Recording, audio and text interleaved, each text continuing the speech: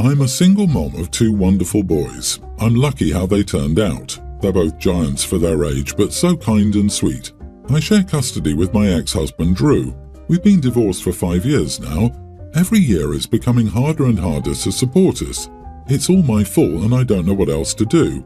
I was with my husband for 14 years, married for 11. We got married relatively young and had kids soon after. I remember the last couple of years feeling trapped in my marriage. Life became very monotonous and boring. I resented missing out on my youth and being unable to join my friends on nights out. Drew and I also grew apart. We neglected us. Or maybe I neglected him and he stopped trying. Who knows, but it certainly wasn't exciting. All these feelings built up in me until I told him I wanted a divorce one day. I couldn't imagine living another month like this, let alone the rest of our lives. He pleaded for us to work it out. Maybe go away somewhere, but once I said it out loud, I felt like I had a purpose. Once he realized there was no going back, he said let's split amicably. I'm not proud of the way I acted back then. I got a lawyer and went through with it. Ultimately, we split the assets, including proceeds from the sale of the house, evenly and shared custody of the kids, just like he offered. I got child support, a whopping $19 a month more than he offered, no alimony and a pile of attorney's fees. Still, the first few months were great. I had a good support system and I had plenty of babysitting options as everyone was trying to be supportive. Friends were taking me to places, taking my mind off things, making up for lost time. But after a while, the help dried up. Everyone became busy with their own problems. Making ends meet with a single income took a lot of work. The apartment I rented was a significant downgrade from our house. I'm tired all the time. Whenever my ex had them, I would just end up watching TV and just lying around instead of going out. I've had one semi-serious relationship. It takes a lot of work to meet men who are serious about building something. Drew became very distant. I heard of co-parenting situation where exes get along great. Not Drew. He never responds to my texts and only talks about the kids. As they get older, they're enrolled in 3 sports each, with more and more expenses. I can't afford to buy them the stuff they need, even half of it. Finally, last month I talked to Drew about it, asked him to be more involved in their life, especially financially. Drew refused to contribute a cent more to them than the child support payment and what he pays when he has them. I explained that I can't keep up with all of it. He finally said they're welcome to stay with him full time. He'll cover all their expenses and be wholly responsible for them. If I gave him full custody and signed away my rights. He said you can still see them whenever you like, you'll just have no legal rights. I know the boys would love to live with Dad. They're too nice to say it, but it's obvious Dad is the favourite parent. Am I the idiot for even considering going through with it? Am I the idiot if I sign away the right to my kids? You are the idiot. You've thrown this man away without any thought to making it work. You then threw out handling it amicably and went after him. Then you complain he isn't friendly. So him wanting you to sign away your rights only makes sense to me. He's treating you exactly how you treated him, as a liability and tool to use when you want. He's just returning the favour. Also, are you afraid to give him full custody because you'll owe him child support? Is that part of this you didn't want to mention? She still hasn't figured out that throwing other people away isn't the answer to her problems. She discarded her husband because married life wasn't exciting. Now she's a single mother, struggling financially, working to support herself and her children. She's tired and watches TV when the kids are gone. Sounds really exciting to me. Regrets her life choices. She only wants to sign away her rights to save herself money to not pay her ex child support. Yeah, it sounds like OP wants to dump her kids on her ex and pretend she's a teenager. It's the whole, I'll make up for my wild 20s times, then realizing that I'm still an adult who has to pay bills and work. It seems like the grass wasn't greener and she's missing the comforts of her old life. Honestly though, I think the kids might be better off with Dad since Mom seems pretty uninterested in them. I, female 26, have been in a relationship with a guy, 26, for 3 years. Initially it was a long-distance relationship and lately the same city but living separately. We've always dreamed about moving in together. The issue is he's never actively done chores in his life. When he lived with his parents, his stay-at-home mom did all the cooking, dishwashing and laundry. The most he did was occasionally clean when asked to. Then he spent time in dorms and did his laundry when it piled up too high to ignore. I wouldn't call him lazy, just enabled. Through the years I made it a point that he needed to learn to cook and clean after himself, that I won't be his maid. He said I was bugging him and making it sound like I wanted him as my servant, so I let up. Now we're looking for places, and he joked about how I'll have to teach him to cook. I just went, "Excuse me?" I made it clear that I won't be teaching him to do anything and won't be moving in with him till he learns to be an adult. He says it's not fair and I can easily teach him. That's what couples do. I disagree. He had 3 years, 2 of which were spent at his parents' home. Ample time. I told him I didn't want to live with a kid I must teach, so let me know when you're an adult. He's calling me the idiot for that. Not the idiot. The day I left my ex, 3 months after moving in over 5 years of being together, suitcase in hand and tears down my face, all he had to say to me was, "How do I do the laundry?" Take that as you will. In these 3 years, he planned how to use weaponized incompetence to leave all the chores to you. Unfortunately, I doubt he would change if he was raised in a house where his mom cared for everything. He wants a new mommy. He wants you to be his new mommy, and you will be his new mommy if you let him move in with you. Tell Oedipus to call you when he's finished growing up. Expect that phone call the week after never. And don't get pregnant. You'll have to teach me how to cook will turn into 1 or 2 half-hearted attempts at learning followed by, well, I tried and I can't do it. You'll have to do it since you're the one who knows how. Nothing will make you lose attraction and build resentment like having to mother your SO. And how utterly refreshing to hear from someone who demands her boyfriend behave like an adult before committing to live with him. Stand your eminently reasonable ground. I, female 38, have been with my husband 41 for 5 years, married for a few months. I have 2 daughters, a young teen and a tween. My husband has a daughter who passed away 8 years ago. Her room is still the same. He never changed anything, took anything out. My daughters and I lived in an apartment before moving in with my now husband. My daughters have to share a room. The house has 3 bedrooms, but because his daughter's room still has everything in it, my daughters share. It's okay he keeps some of his daughter's stuff, but it's ridiculous to keep her whole room, especially considering it's been 8 years. Today, I asked if he'd consider removing some of his daughter's stuff so both girls get their own room. He got upset and said I was insensitive for expecting him to get rid of his daughter's stuff. I told him it's been 8 years, and I'm not expecting him to get rid of everything, just enough so both girls have their own room. He got mad and says he thinks he made a mistake marrying me because I'm an insensitive idiot and it shouldn't matter how long it's been. He is 100% correct. You are the idiot. You made a mistake not discussing this before marrying. Still, you are the idiot for thinking there's anything ridiculous about his grief or how he deals with it.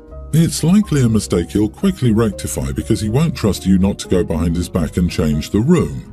Agreed. She should have tackled this situation a little sooner, and she can't just clean the room out and then immediately move her daughter in. He needs time.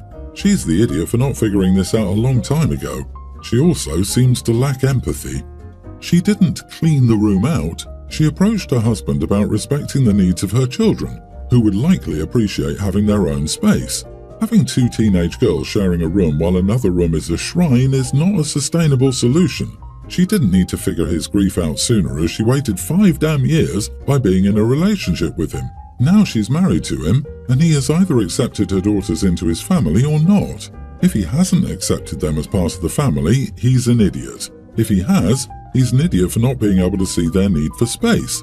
He must address that his daughter is gone, and he's agreed to be a guardian for 2 other young girls. Hope he's not the idiot. There is indeed no expiry date on grief. It's also true that the quality of your present depends on prioritizing the living. Maintaining a shrine to his dead daughter was never a healthy path for grief. I'm constantly surprised to read how couples blend families with a big elephant like this in the room without premarital counseling. If you won't agree to counseling, you need individual counseling to explore how much of your daughter's life you're willing to sacrifice for his dead daughter. Do you expect them to live forever in her shadow? I can't imagine marrying a woman with kids and thinking, 3 bedrooms, that's 2 for me and the girls can live in the 3rd one in perpetuity. It feels like he's the kind of guy who would rather tough it out than go to therapy at the expense of people he ostensibly loves. Boy, in a decade we're going to see a post, "Am I the idiot? I don't want my stepdad to be part of my wedding." I kind of see this happening given this story. I, 34 female, am a stay-at-home mom and haven't worked outside of an internship I hated during the summer after my sophomore year in college. In our extended family, I don't know one female member who has not been a stay-at-home mom, at least that I've met. However, one of my cousins is considering being a sales rep from home once her kids are over 5. This is common among the LDS community we're a part of in Utah. My husband owns 2 businesses and my uncle is a surgeon. Still, even in the parts of the family like with my mom and dad where we were less affluent, women stayed home if they could. However, just because women stayed home didn't mean they were not an essential part of educating their kids, therefore setting them up to be good role models for their kids. My husband and I have 3 kids. Our oldest is a young teen female, and her dad and I don't really like her attitude these past few years. She was just being rude to many of the authorities around her. Yes, that includes the church. Our policy is, just because somebody may become a housewife doesn't mean they shouldn't be on the honor roll. Maybe it's because my husband and I are both people pleasers, but I remember that in middle school, I wanted to make my family proud and get them extra respect from the community by getting good grades. In addition, getting good grades requires good judgment and the ability to pick up things quickly, which is essential to being a good parent. However, my daughter has become unmotivated. She had a C in algebra last year.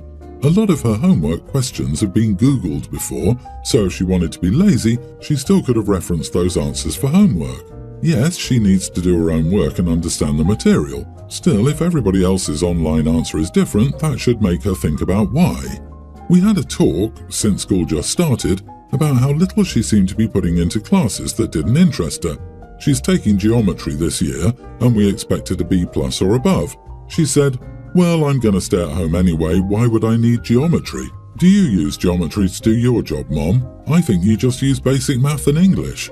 I was so angry and felt ambushed by this question, so instead of yelling, I decided to deal with this gracefully and walked away.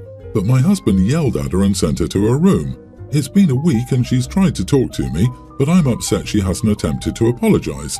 I'm not just sorry, but recognize she's implied I'm not a worthy role model or trying to get me to seriously answer a mean rhetorical question. My husband said he'll be talking to her to apologize. Still, she's now upset I'm just going about my business with her sister and brother. Am I the idiot for giving my middle schooler the silent treatment? Obviously you're the idiot. She's supposed to be the child, not you. The silent treatment? That's unacceptable and infantile even when you do it to another adult. Doing it to your own child? What's wrong with you? It's disgusting and pathetic. Your child is more mature and reasonable than you are. But, she decided instead of yelling to deal with it with grace. That totally makes it okay. Even ignoring the housewife thing, giving your kid the silent treatment is immature and abusive. OP, she's your daughter. Swallow your pride and teach her a lesson for goodness sake. She doesn't have anything to teach her daughter. OP herself has the mentality of a petulant young teen, and she's giving her daughter the silent treatment for doing the same to her. OP, you're raising this poor girl in a wackadoodle cult, and the only behavior you've modeled for her is being some misogynistic idiot's wife and doormat.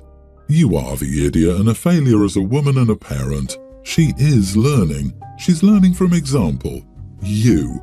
If you expect her to have goals above and beyond, step up yourself to be something more than a stay-at-home mom and give her proof that education is essential. This isn't about who you are, but about what you do, so you need to show her something different that changes her perspective. I, a teen female, have had a bad year. My mom died in February and nothing has gone well since then. She and my bio-father were never married and he wasn't around while I was growing up. I vaguely remember that he visited once when I was really little, but otherwise he hasn't been around. He says it was because he wasn't ready to be a dad, so it was better that he sent my mom child support and stayed away. Whatever. My mom doesn't have a lot of family, so when she died, my bio-father was the one who was asked to take me, and he agreed. I wasn't a fan of the idea, but no one really cares what I think, and it's better than being in the group home I was at while they figured everything out. He's been okay and mostly lets me do my own thing. His wife Cheryl treats me like I came from juvie and bothers me about everything from my clothes to the way I do laundry to telling me not to get into trouble, like I can't just go to school without doing something shady. They have 2 sons, a young grammar schooler and an older toddler. The older one mimics her riding my butt. I told my bio-father and he said he'd talk to her, but now she does it when he's not around. Her family visited this weekend and her mom asked how I was settling in at school. Cheryl commented that I was staying out of trouble. I was nearby and it just hit a nerve, so I said, "Why do you think I would get into trouble?" She looked embarrassed and said she knew I came from a rougher area and might not know how things worked here. I asked her what she meant by rougher area, and she said it was more urban. Her mom was embarrassed for her and said she was sure I'd always been well behaved. I asked Cheryl why she thought living in the city meant I would get into trouble. My bio father walked up then and the subject changed. But later Cheryl was mad because I embarrassed her in front of her mom and implied things. I think her mother must have said something. Bio father asked me about what happened, and now they're mad at each other, but he says I should have talked to him instead of picking a fight. Edit, I have a feeling the quiet part is that I'm brown. My mom was full Blackfoot and bio father and his family, and like 99% of the people here are white. I look a lot like my mom when she was my age. Beautiful. You are not the idiot, but you uncovered her bias in such a clever way that she outed herself as the idiot in front of everyone. You just kept feeding her rope as she professionally hung herself. LOL. Excellent job. I still can't get over what an idiot the dad is too. Like, yeah, stepmom is a big idiot, but dad wasn't ready to be a parent, but he'd been ready for 6 years with stepmom and made 2 kids. He only just now entered Opie's life because he had to. Her mom died 7 months ago. All Opie had for all her life was her mom. I hope your father gets better at having your back here, and I hope your stepmother starts treating you better. I have a feeling the quiet part is that I'm brown. This is precisely what I was looking for in your edit before I commented because of everything your father's wife has been saying. Are bog-standard bigoted dog whistles. Phrases that don't sound much on their own but a pitch for who they want picking up on it. Good on you for calmly, maturely and intelligently getting her to step in her own crap. And, of course, I'm sorry you're having to go through all this. It'll get better in time, especially when you can get distance from your bio dad's toxic wife.